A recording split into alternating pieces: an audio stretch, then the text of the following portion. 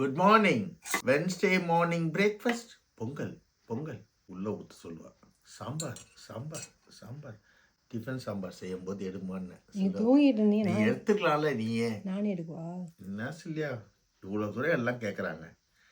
ஒரு 100 பேராவது பார்க்கட்டுமே, உங்ககிட்ட கற்றுக்கிட்டுமே.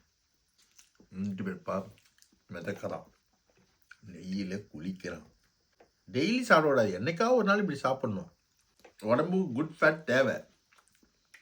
உடனே ஆயில் நிறைய சாப்பிட்றீங்க. வேர்ல்டில் நம்ம தான் மேக்ஸிமம் கொஞ்சமாவது குறைவாக சாப்பிட்றோம். பிரிட்டிஷ்காரங்கள்லேருந்து எல்லா நாட்டுக்காரங்களும் ஃபேட்டு நிறைய சாப்பிட்றாங்க. சீஸு, யூரோப்பியன்ஸ் தான் ஃபுல்லாக சீஸ் தான் சாப்பிட்றாங்க. இதுதான் ஒர்க் அவுட்லாம் பண்ணுறாங்க. நம்மளுங்க சோம்பேறி படுத்துக்கிறோம். அவங்க நிறைய ஒர்க் அவுட் பண்ணுவாங்க, நடப்பாங்க. வீட்டில் வேலைக்கெல்லாம் ஆள் இருக்காது, அவங்களே பார்த்துப்பாங்க. இங்கே வந்து நம்ம ஆளுங்களும் அப்படி தான். ஒருத்தரும் வீட்டு வேலைக்கு ஆள் வைக்க முடியாது. அப்போ தான் யோசிப்பேன், ஊரில் போனால் மட்டும் சர்வன்ட் தேவைப்படுது, டிரைவர் தேவைப்படுது. அப்போ எப்படி அந்த லேசினஸ் அங்கே போனால் வண்டி வந்துடுது, இங்கே இருக்கும்போது வர மாட்டேது. நான் சர்வெண்ட்லாம் வைக்க மாட்டேன், டிரைவர் வைக்கவே மாட்டேன். இந்த முடியாத நிலைமையிலையும் நானே தான் ஓட்டுவேன். வெளியெல்லாம் போனால் என் காரை, ஊருக்கு போனால் கூட அதேமாதிரி ஆள்லாம் வைக்க மாட்டேன். வீட்டுக்கு நானே சில்லியாக தான் செய்துப்போம். எத்தனை இருந்தாலும் நாங்களே செய்துவோம்.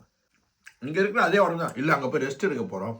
ஏன் ஜெர்மனுக்கு ஃப்ரான்ஸ்லாம் ஹாலிடே போகிறீங்களா? அப்போ போய் ரெஸ்ட் எடுக்கிற மாதிரி சொல்லுங்களேன். அப்போ ரெஸ்ட் எடுக்க மாட்டீங்களா? அப்போயும் நீங்கள் உங்கள் வேலையை நீங்கள் என்ன செய்வீங்க? 2 வீக்ஸ் ஹாலிடே போனீங்கன்னா அந்த ரிசார்ட்டில் தங்கினீங்கன்னா உங்கள் துணியை துவைக்கிறது எல்லாம் நீங்கள் தான் செய்வீங்க. அந்த மாதிரி நினைக்கிறோம். நம்ம ஆளுங்களுக்கு வந்து அங்கே சீப் லேபர்ஸ் சீப்பாக, நம்ம ஆளுங்களே சீப்பாகிக்கிறோங்க. 2-3 பேர் நேற்று கேட்டாங்க, சார் கர்மா இஸ் அ பூமரான்றீங்க, அப்போ என்ன சொல்கிறேன்? அடுத்தவனை பற்றி யோசித்தா நம்ம வாழ்க்கை சூன்யமாயிடுமா? நம்மளை ஏமாத்திரானா அவ்வளோதான், அவன் புத்தி அவ்வளோதான் போயிட்டே இருக்கணும். நம்ம ஏமாந்துட்டோன்னு கவலைப்படக்கூடாது.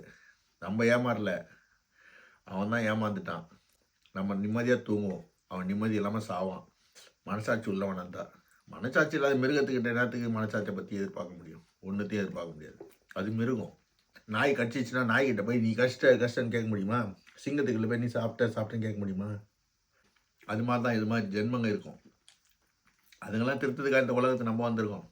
அதுங்க திருந்தாதுன்னு தெரிஞ்சு தானே இந்த உலகத்தில் படைக்கிறானுங்க. அதெல்லாம் ஒரு example. Thank you for your Pongal Kannamma. God bless யூடா.